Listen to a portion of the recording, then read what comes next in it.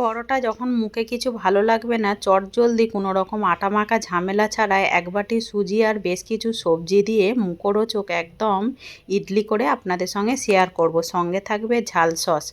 নমস্কার বন্ধুরা, কাজল ভিলেজ কিচেনে সকলকে স্বাগত জানাই। রোজকার মতো আজও রান্নাঘরে চলে এলাম। আজকের একদম নতুন ধরনের একটি রেসিপি করে আপনাদের সঙ্গে শেয়ার করব। তার জন্য প্লিজ প্রথম থেকে লাস্ট পর্যন্ত ভিডিওটি দেখতে থাকুন। এটা করার জন্য এখানে আমি নিয়ে নিয়েছি এক বাটি সুজি।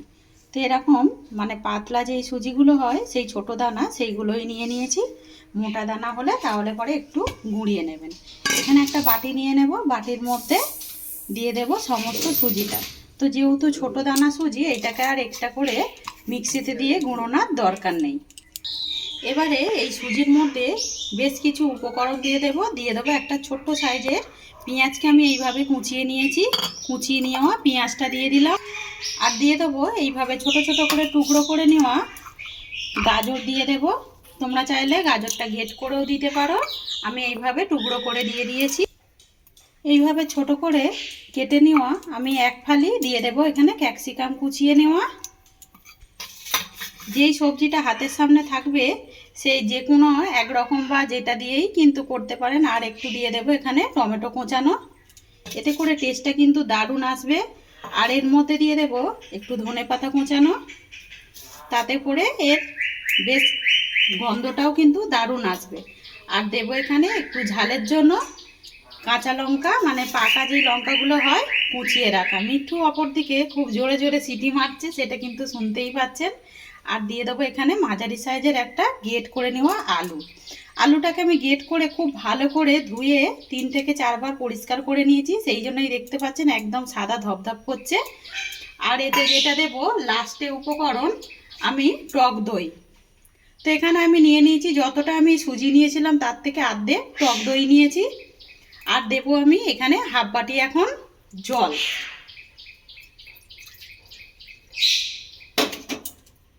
তো আমি হাফ বাটি টক দই আর হাফ বাটি জল দিয়ে দিলাম।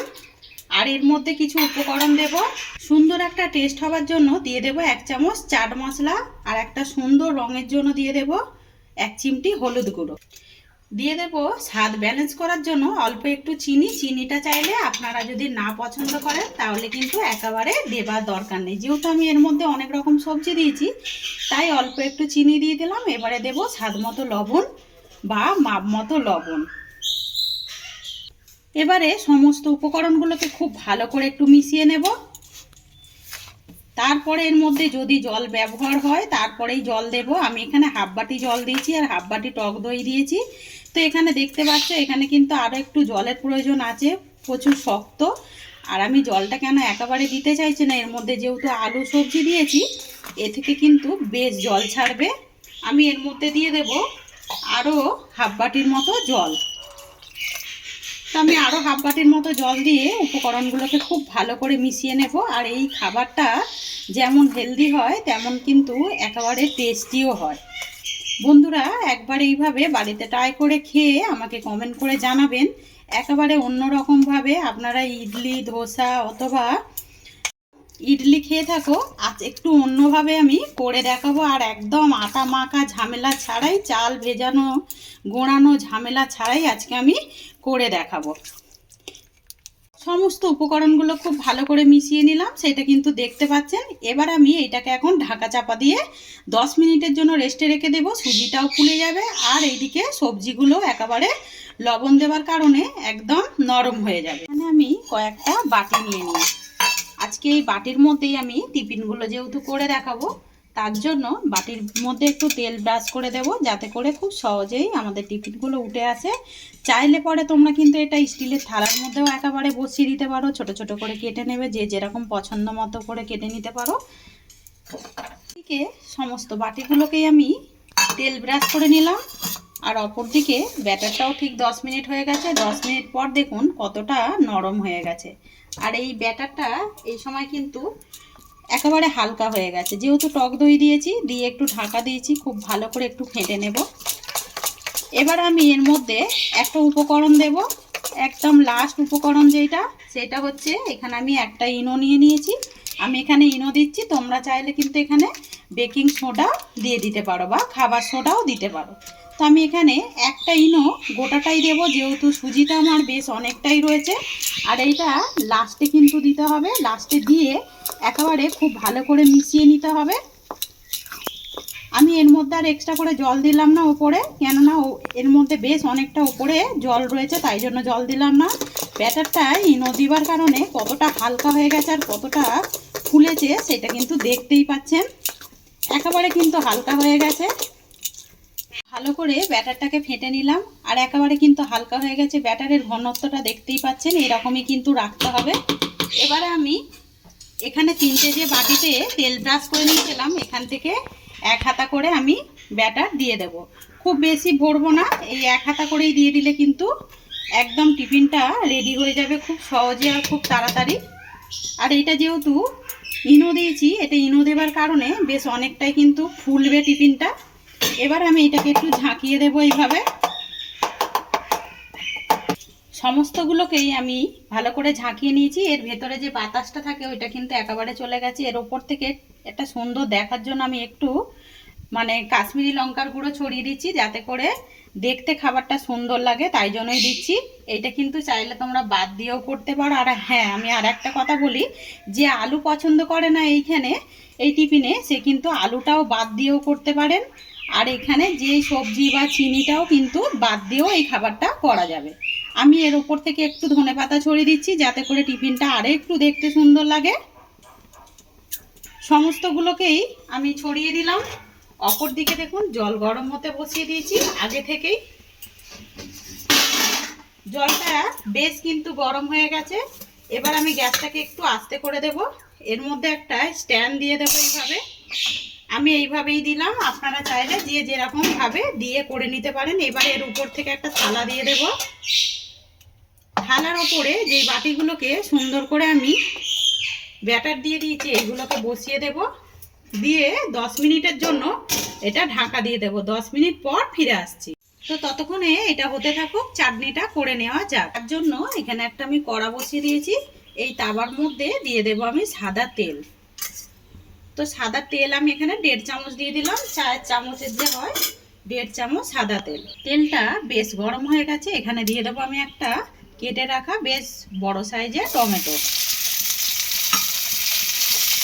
টমেটোটা দিয়ে একটুখানি নাড়াচাড়া করে নেব। এই ফাঁকে দিয়ে দেবো আমি 1/2 কোয়া মতো রসুন। আর দেবো এখানে একটা মাঝারি সাইজের পেঁয়াজ, এইভাবে ডুমো ডুমো করে কেটে নিয়েছি। আর দেবো এখনই আদা টুকরো। আর এই ফাঁকেই দিয়ে দেবো আমি ঝাল মতো পাকা লঙ্কা, যে কাঁচা লঙ্কাগুলো পেকে যায় সেই লঙ্কা। এতে করে শুকনো লঙ্কার থেকে কিন্তু এই টেস্টটা বেশ দারুণ আসে। দেবো এর মধ্যে মাপ মতো বা স্বাদ মতো লবণ। তো লবণটা দিয়ে দিলাম। দিয়ে আমি এটাকে একটু নাড়াচাড়া করে নেব, যাতে করে সমস্ত সবজিগুলো একেবারে কাঁচা গন্ধ চলে যায়। আর এই চাটনিটা খেতে এতটা সুন্দর লাগবে যে যে কোনো কিছুর সঙ্গে কিন্তু এই চাটনিটা খেতে পারবে। এদিকে সবজিগুলো কিন্তু বেশ একেবারে ভাজা হয়ে গেছে। এই ফাঁকে দিয়ে দেবো আমি এখানে 1 চামচের মতো সয়া সস। এটা চাইলে হাতের সামনে থাকলে তবেই দেবে, না হলে কিন্তু একেবারে দেবার দরকার নেই। এমনিতেও এই চাটনিটা খেতে দুর্দান্তই হয়। এর মতো সয়া সসটা দিয়ে নাড়াচাড়া করে নিলাম। একেবারে চাটনিটা হবার জন্য একেবারে রেডি হয়ে গেছে। এবারে আমি গ্যাসটাকে অফ করে দেব, দিয়ে এটাকে একটু ঠান্ডা করে নিই। এখানে একটা মিক্সিং জার নিয়ে নিলাম। সমস্ত আমি টমেটো, আদা, কাঁচা লঙ্কা দিয়ে যে একটা ভেজে রেখেছিলাম, এইটাকে আমি এর মধ্যে দিয়ে দেবো। আর বেশ কয়েকটা রসুনও দিয়েছিলাম। এর মধ্যে কোনো রকম জল দেবার দরকার নেই। এইটাকে এমনি মিক্সিং জারের মধ্যে খালি বেটে নিলেই চাটনি রেডি হয়ে যাবে। এদিকে চাটনিটাকে খুব ভালো করে মিক্সিতে দিয়ে বেটে নিলাম। একটা পাত্রের মধ্যে ঢেলে নেব। অপর থেকে গ্যাস অন করে আমি আবারও একটা ছোট্ট কড়া বসিয়ে দিয়েছি। কড়ার মধ্যে দিয়ে দেবো আমি 1 চামচ সাদা তেল। তেলটা যখন গরম হয়ে যাবে, তেলের মধ্যে দিয়ে দেবো ফোড়নের জন্য একটা শুকনো লঙ্কা। আর দেবো একটা কাঁচা লঙ্কা, পাকা লঙ্কা দিয়ে দেবো। বেশ ফোড়নটাকে খুব সুন্দর করে ভেজে নিয়েছি। এটা বলতে পারো একটা তড়কা মশলা। চাইলে তোমরা এখানে কারি পাতা, সরষেও দিতে পারো। আমি কোনো রকম কিছুই দেবো না। এবার এটাকে চাটনির মধ্যে ঢেলে দেব।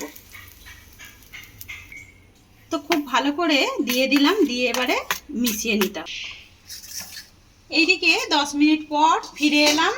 10 মিনিট হয়ে গেছে। 10 মিনিট পর টিফিনগুলো দেখুন কতটা সুন্দর হয়েছে আর কতটা ফুলেছে, আর এইগুলো দেখতে কতটা সুন্দর হয়েছে সেটা টিফিনগুলো সামনে থেকে দেখাচ্ছি কতটা সুন্দর দেখতে লাগছে সেটা কিন্তু দেখতেই পাচ্ছেন একদম। এবার এইগুলোকে আমি নামিয়ে নেব। এইগুলো কিন্তু একেবারে হয়ে গেছে আর হাতের মধ্যে লাগছেও না, যেহেতু সুজি। এগুলো কিন্তু ঠান্ডা হলে এগুলো একেবারে জমে যাবে। এখানে আমি আরো কয়েকটা এখানে রেডি করে রেখেছিলাম, এই বাটিগুলোকেও বসিয়ে দেব, ততক্ষণে এইগুলোও রেডি হয়ে যাবে। এগুলো ঠান্ডা করে নেব আর এইগুলোকে 10 মিনিট পর দেখাবো। টিফিনগুলো বেশ ঠান্ডা হয়ে গেছে আর এগুলো দেখুন কতটা হাত দিয়ে টানলেই একেবারে কেমন ছেড়ে যাচ্ছে। একবার এইভাবে বাড়িতে ট্রাই করে খেয়ে কিন্তু কমেন্ট করে জানাবেন আজকের রেসিপি আপনাদের কীরকম লাগলো। যেমনই তাড়াতাড়ি হয়ে যায় আর হাতের সামনে কয়েকটা উপকরণ দিয়ে কিন্তু আমরা টিফিনটা রেডি করে নিতে পারি।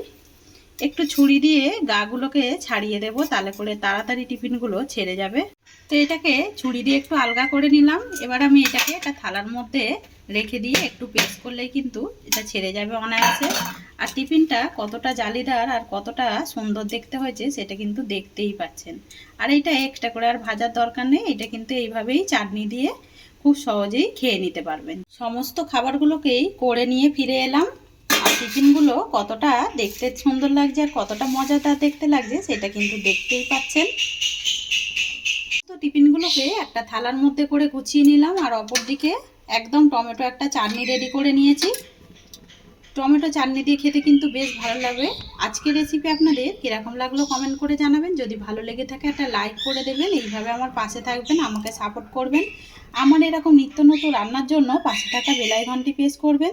সবাই ভালো থাকবেন, সুস্থ থাকবেন। ধন্যবাদ। আবারও কোনো নতুন রেসিপি নিয়ে ফিরে আসবো। আজকের মতো এই পর্যন্ত।